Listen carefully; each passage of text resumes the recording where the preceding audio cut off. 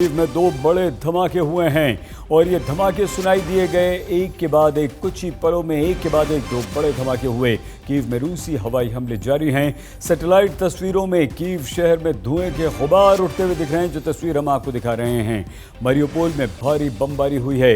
Mariupol में रूस की पकड़ मजबूत होती जा रही है। यूक्रेन की सेना लगातार मुकाबला कर रही है। खार्किव में रूस की सेना ने सुपरमार्केट पर गोले दाग दिए हैं, और वो भी उस समय जब खरीदारी के लिए लाइन में लोग खड़े हुए थे और तभी वहां पर बॉम्ब फटा। अफरा तफरी मच गई। खेरसन में रूस की सेना शहर की तरफ बढ़ रही है। लोग सड़कों पर रूस की सेना के सामने आ गए, लेकिन रूस के सैनिकों ने गोलियां बरसानी शुरू कर दी।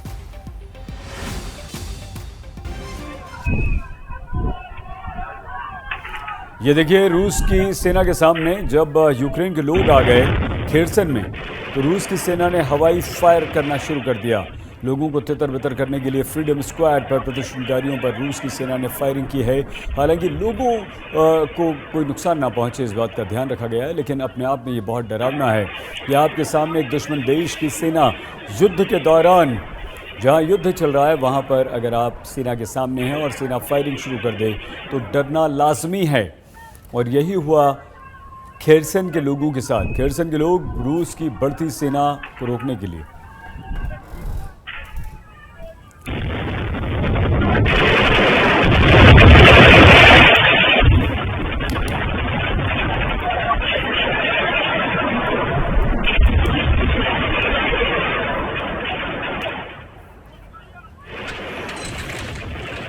क्या विश्व युद्ध होगा, वर्ल्ड वॉर होगा? अमेरिका का प्लान तैयार है, क्योंकि अमेरिकी राष्ट्रपति जो बाइडेन पोलैंड जा रहे हैं। लेकिन ये जो 6 तस्वीरें हैं, इनमें 5 तस्वीरें सिर्फ और सिर्फ तबाही की तस्वीरें हैं। मारियोपोल में ज़ोरदार धमाके हो रहे हैं। खेरसन में लोगों पर फायरिंग हो रही है। कीव में ज़बरदस्त बमबारी हो रही है। तबाही की सैटेलाइट तस्वीरें शहर के शहर में बर्बादी के मंजर दिखा रही है। अमेरिका पहुंच चुका है पोलैंड, यानी कि अमेरिकी राष्ट्रपति जा रहे हैं पोलैंड, और वहां पर वो कोई नया प्लान देने वाले हैं। तो जैसे जैसे रूस और यूक्रेन का युद्ध बढ़ता जा रहा है, वैसे वैसे दुनिया पर विश्व युद्ध यानी कि वर्ल्ड वॉर का खतरा बढ़ रहा है। अमेरिका और नेटो देशों को यह डर सता रहा है कि रूस सिर्फ यूक्रेन तक ही नहीं रुकेगा, और इसीलिए नेटो रूस की घेराबंदी शुरू कर चुका है। तो रूस पहले ही यह चेतावनी दे चुका है कि दखल देने वाला ऐसा अंजाम भुगतेगा जिसे इतिहास में कभी नहीं भुला पाया जाएगा।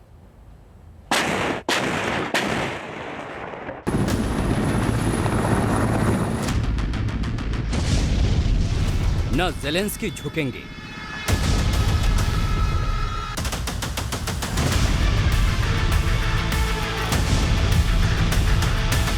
न पुतिन मानेंगे। बनेगी नहीं बात, जारी रहेगा रूस का आघात। मगर अब बात इससे कहीं ज्यादा आगे बढ़ चुकी है। रूस का प्रहार अब साफ तौर पर वर्ल्ड वॉर की ओर बढ़ता नजर आ रहा है, क्योंकि एक तरफ ज़ेलेंस्की कहते हैं कि वो पुतिन से हर हाल में बातचीत करने को तैयार हैं, तो वहीं दूसरी तरफ नेटो की मदद से रूस को सबक सिखाने का दम भी भर रहे हैं। वो भी ऐसे वक्त में जब नेटो अपने देशों की सुरक्षा के लिए रणनीति तैयार करने में जुटा है।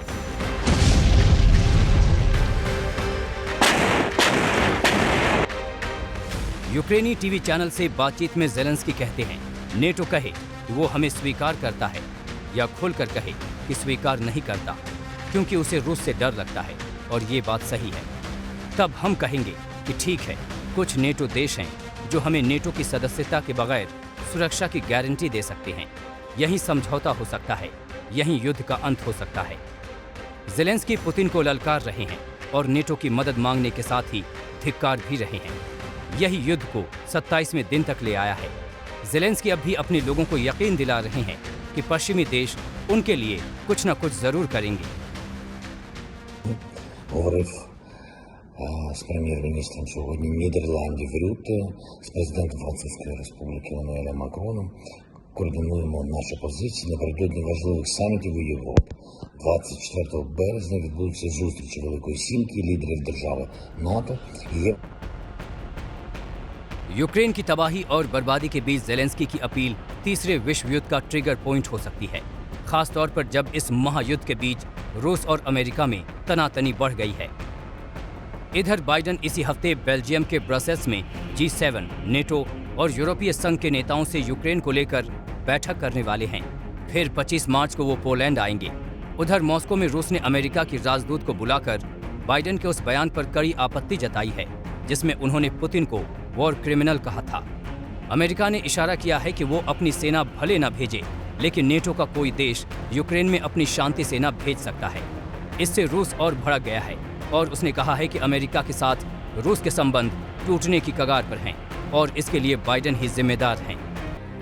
इस बीच जेलेंस्की ने रूस के अल्टीमेटम को सिरे से खारिज कर दिया है, जिसमें उसने मारियोपोल में यूक्रेन को हथियार डालने को कहा था। Звертаюсь до усіх українців всюди, де ми є, робіть усе для захисту нашої держави, для порятунку нашого народу. Боріться, воюйте і допомагайте. इस अपील के बाद समझौते की गुंजाइश और कम हो गई है। वहीं जो बाइडेन का पोलैंड दौरा और ब्रसेल्स में रूस पर दबाव बढ़ाने के लिए तमाम देशों की बैठक विश्व युद्ध के खतरे को और बढ़ा रही है।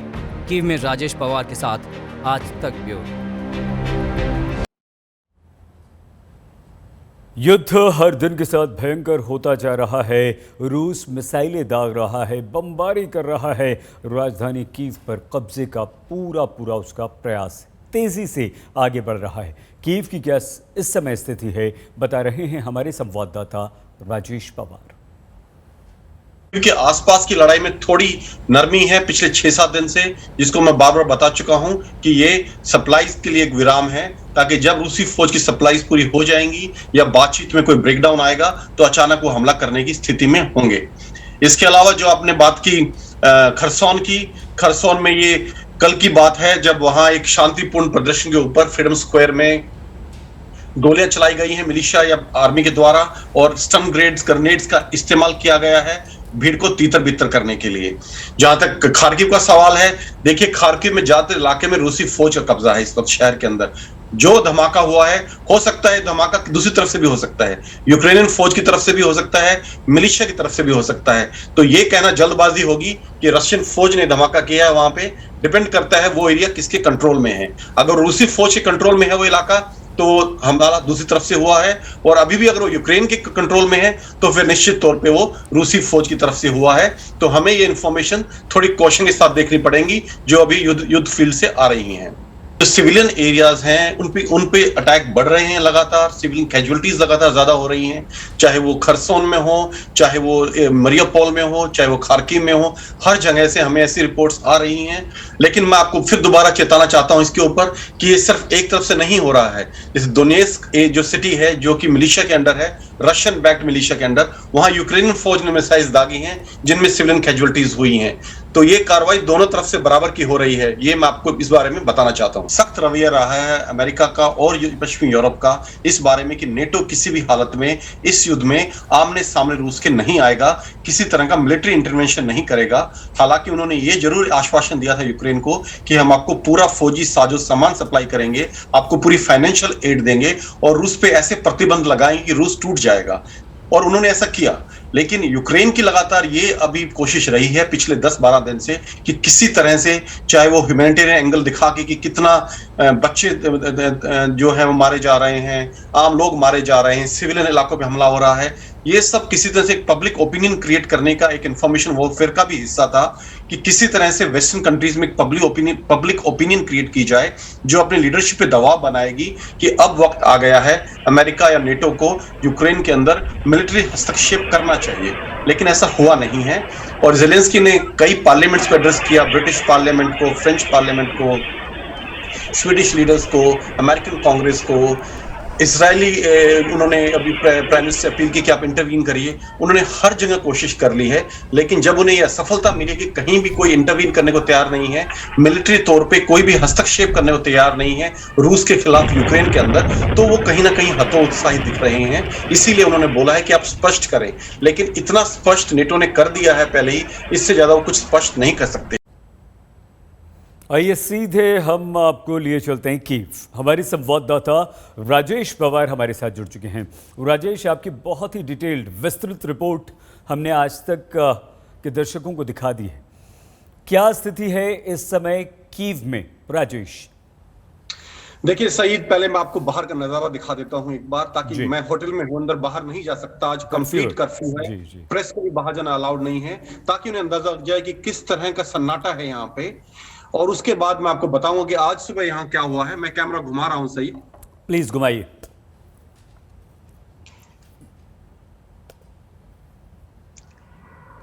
ये आपको पीछे जो लास्ट में एक नीले रंग की बिल्डिंग दिख रही है, बिल्कुल स्काईलाइन, वो हिल्टन होटल है यहाँ का। ये यहाँ का एक मेन इलाका है। ये पुराने क्वार्टर्स हैं। This is old quarter of Kyiv city जो दिख रहा है आपको, और ये मॉडर्न बिल्डिंग्स नहीं हैं। ये एक काफी व्यस्त इलाका है। जब युद्ध नहीं था यहाँ पे, जब नॉर्मल सिचुएशन थी, यहाँ हमेशा ट्रैफिक जैम लगे रहते थे। और देखिए अभी यहाँ क्या हालत हो गई है, सब कुछ सुनसान है, कहीं कोई मूवमेंट नहीं हो रही है जी। अब मैं आपको बता दूं, आज सुबह यहाँ काफी धमाके हुए हैं। सुबह से 8-9 धमाके हो चुके हैं, लेकिन ये धमाके इतने बड़े नहीं थे जितने हमने परसों देखे थे। ये धमाके, मेरा जहां तक विश्वास है, ये धमाके आर्टिलरी फायर के थे, तोपखाने के धमाके थे, मीडियम आर्टी के, और ये शहर के पूर्वी दिशा में, आउटस्कर्ट्स में हुई हैं। लेकिन मुझे काफी यहाँ पे एम्बुलेंस जाती हुई दिखी हैं पूर्व की दिशा की तरफ, जो इस तरफ इशारा कर रही हैं कि हो सकता है वहां काफी लोग हताहत हुए हों, जख्मी हुए हों, या कुछ लोगों की मौत भी हुई हो। इसके अलावा जो पूरा कॉन्फ्लिक्ट है सईद, ये अब 2 बड़ी बातों पे आके टिक गया है। पहली बड़ी बात चीन है। चीन बहुत बड़ा फैक्टर है इस पूरी जंग में, क्योंकि जिसको एक्स फैक्टर कहा जाता है, चीन किस तरफ बैठेगा, किस करवट बैठेगा, उसमें बहुत कुछ निर्भर करेगा इस लड़ाई की दिशा पे। देखिए, अगर चीन बिल्कुल रशिया का सपोर्ट नहीं करता है, अगर अमेरिका इसमें सक्सेसफुल हो जाता है, और अगर रूस अलग थलग पड़ जाता है, तो ये लड़ाई पूरी अमेरिका के फेवर में चली जाएगी। लेकिन अगर चीन दूसरी करवट बैठता है, यानी कि रूस को मिलिट्री सपोर्ट देने को तैयार हो जाता है, या उसका इकोनॉमिक बॉयकॉट नहीं करता है, तो फिर रूस इस लड़ाई में बना रहेगा। दूसरा बड़ा फैक्टर जो इस लड़ाई को अभी तय करेगा, वो है प्रेसिडेंट बाइडेन। अमेरिका के राष्ट्रपति जो बाइडेन का अगले कुछ दिन में यूरोप का दौरा।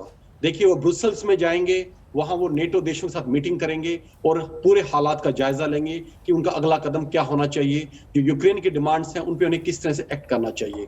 फिर वो यूरोपियन यूनियन की मीटिंग में हिस्सा लेंगे, उसके बाद वो G7 देशों की मीटिंग में हिस्सा लेंगे। तो ये सारे इनके बाद क्या निकल के आता है, वो बहुत बड़ा फैक्टर रहेगा। और उसके बाद फिर वो पोलैंड जा रहे हैं।